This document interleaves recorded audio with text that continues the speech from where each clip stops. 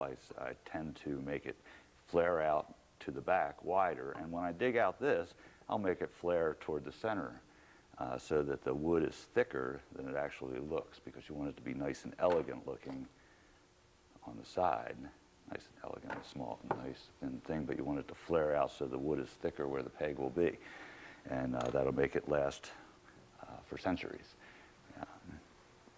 That's the interesting thing about violin making. It's been around for centuries, and the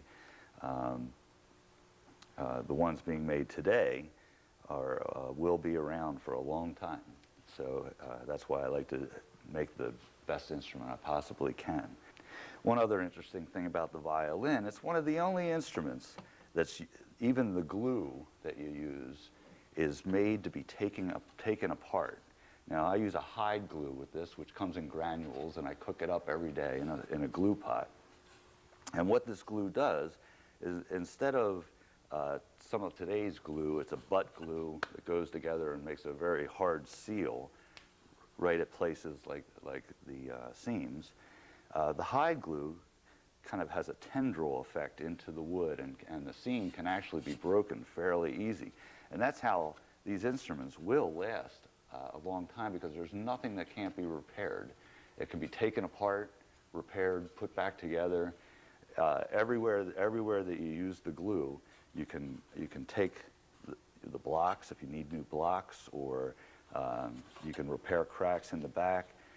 So that's how they last so long, is that they can be taken apart and repaired. So when people bring in a violin that looks like it's been in the attic for 200 years, and probably has, and has fallen apart and warped and everything else, and they say, "Can you fix it?" And I say, "Of course I can fix it, because there's nothing on a violin that can't be fixed." And whether you have to replace a rib or something, but most of the time it's just getting it back to its original form, and I do a lot of the restoration on the instruments here at the shop. Now I'd like you to show you one of my end products.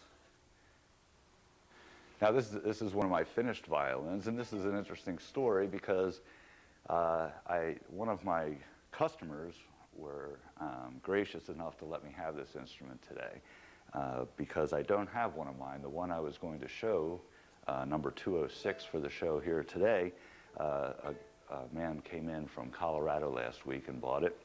And the interesting story is that he had my second violin with him, which is from 1982. And I got to see my second violin, and he bought my latest violin. So he took the one that I thought I'd have to show today. This violin is a great example of what I'm shooting for. A nice and even across violin, where you don't realize when someone switches to the next string. It has a nice deep G string on the low part of the instrument, and a nice vibrant E, but not harsh.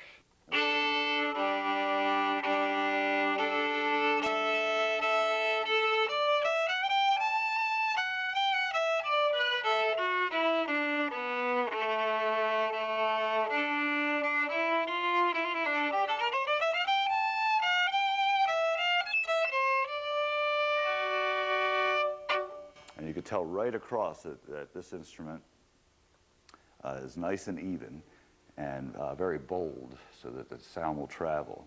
And part of that is the woodworking part, and a big part of a violin is the actual finish that you put on the instrument.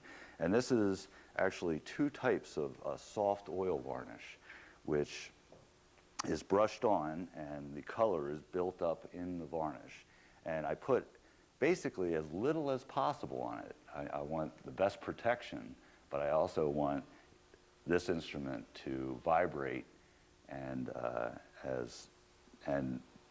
put out the sound that I carved the wood to be, and still have a protective coating that will protect it against the elements.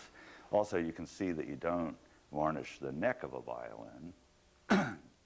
Now, the reason for this is because of the type of varnish I use. It's a soft oil varnish, and would rub off with your fingers and get kind of gummy when you play it. So you just oil this, and actually the oil from your hands and playing polish it up.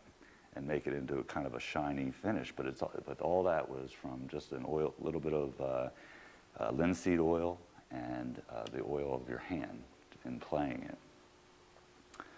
And this one, I did a nice old shading so that you can get the gold coming through, which is, when I first started varnishing, I use a bright yellow. And then as the color goes on, it tones it down to a goldish color and has different shading in different places. And you can see how this is kind of a V up into the back. And this is a one-piece back, which I like the one-piece back a lot because